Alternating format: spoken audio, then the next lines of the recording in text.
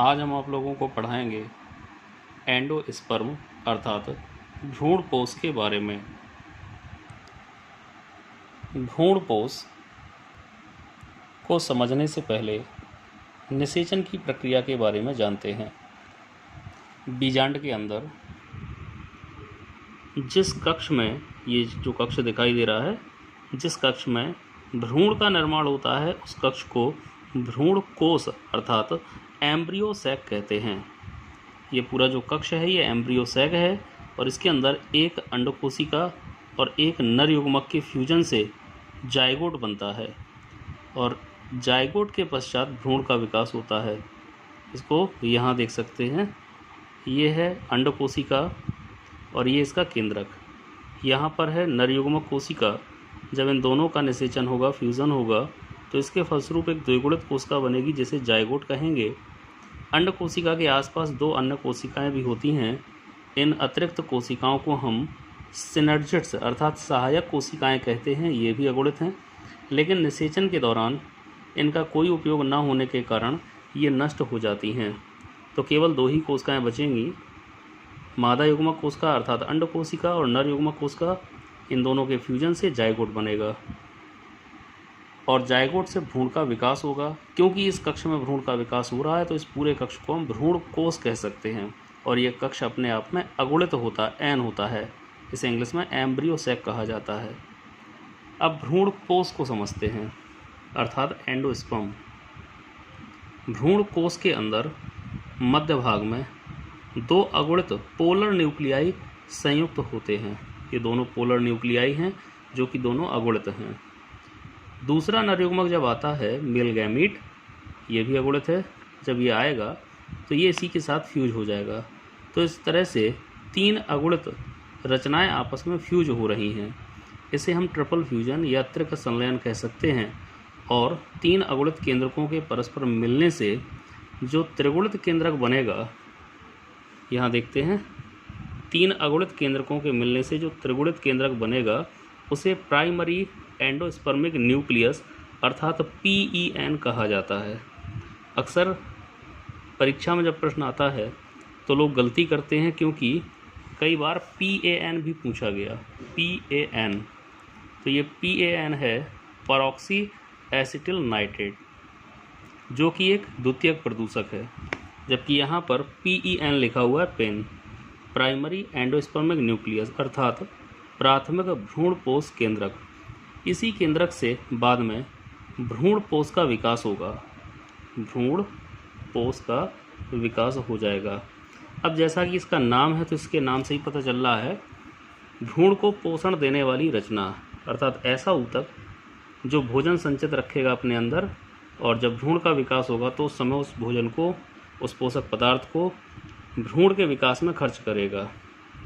तो भ्रूण कोश त्रिगुणित है, जबकि भ्रूण कोश, कोश का अर्थ मतलब कक्ष, ये अगुणित होता है। तो एक अंतर तो यही हो गया, भ्रूण कोश अगुणित और भ्रूण कोश त्रिगुणित है। ये निषेचन से पहले दिखाई दे रहा है, पहले से ही स्थित है ये कक्ष। तो भ्रूण कोश निषेचन के पहले से ही स्थित होता है, जबकि भ्रूण कोश का निर्माण जब निषेचन हो जाएगा उसके बाद होगा। अब भ्रूण कोश के प्रकार को समझेंगे।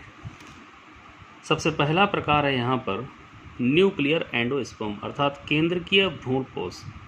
केंद्रकीय का मतलब केंद्रक।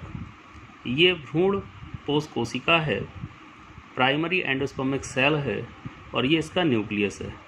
जब ये डिवीज़न करेगा, विभाजन करेगा, तो दो केंद्रक बनते हैं।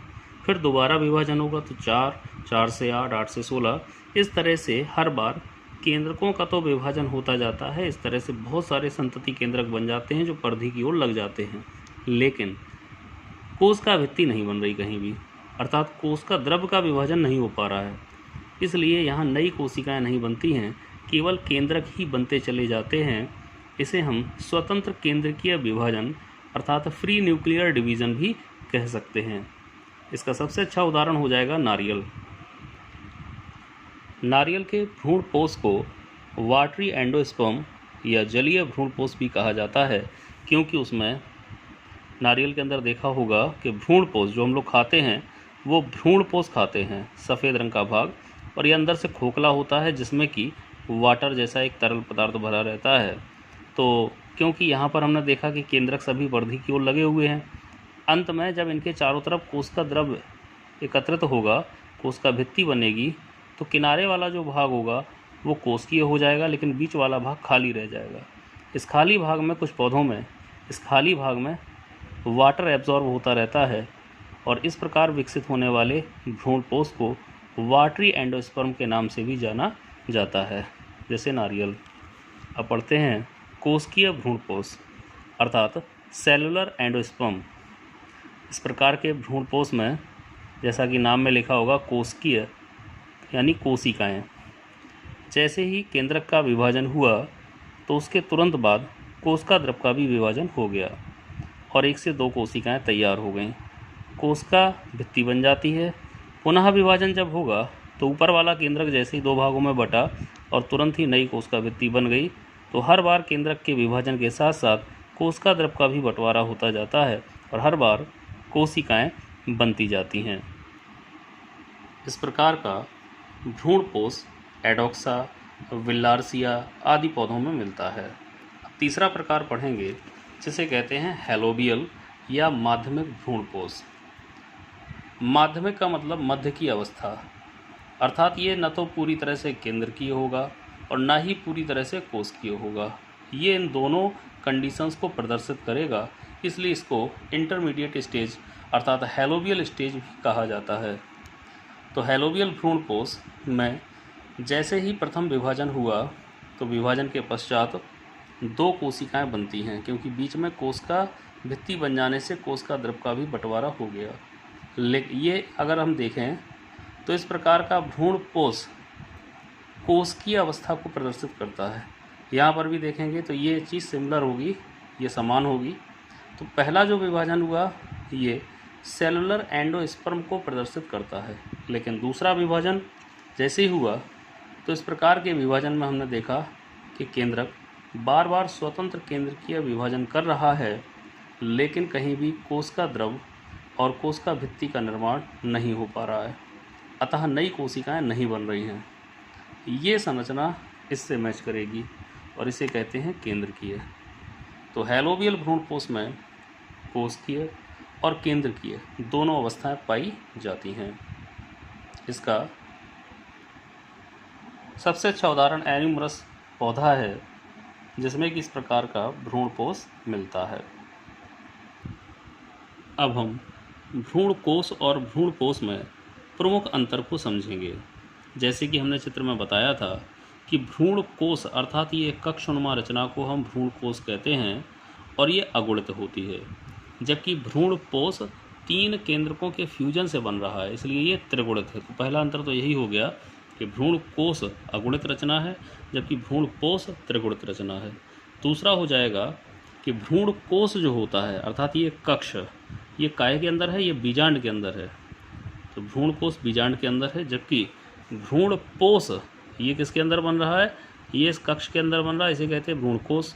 तो भ्रूणपोष भ्रूणकोश के अंदर होता है, जबकि भ्रूणकोश बीजांड के अंदर होता है। इसके अलावा एक अंतर ये बन जाएगा कि भ्रूणकोश का विकास निषेचन के पहले होता है, जबकि भ्रूणपोष का विकास निषेचन के बाद होता है। अगर हम बात करें भ्रूणकोश की, तो इसमें भ्रूणकोश में ऊपर की ओर 3 एंटीपोडल सेल, यहाँ पर 3 एंटीपोडल सेल अगुणित, बीच में 2 पोलर न्यूक्लियाई जिन्हें हम सेकेंडरी न्यूक्लियस कह सकते हैं, और नीचे एक एग सेल तथा 2 सिनेप्टेड सेल होती हैं। जबकि भ्रूणपोष में इस तरह की कोई भी रचना नहीं पाई जाती है, केवल 2 पोलर न्यूक्लियाई और एक नर युग्मक के मिलने से इसका निर्माण होता है। इसके बाद ये जो रचना है भ्रूण कोश, तो भ्रूण कोश भ्रूण के विकास में स्थान प्रदान करता है, ये केवल जगह देता है कि भ्रूण इसमें डेवलप हो सके, जबकि भ्रूणपोष ये भ्रूण को पोषण प्रदान करता है।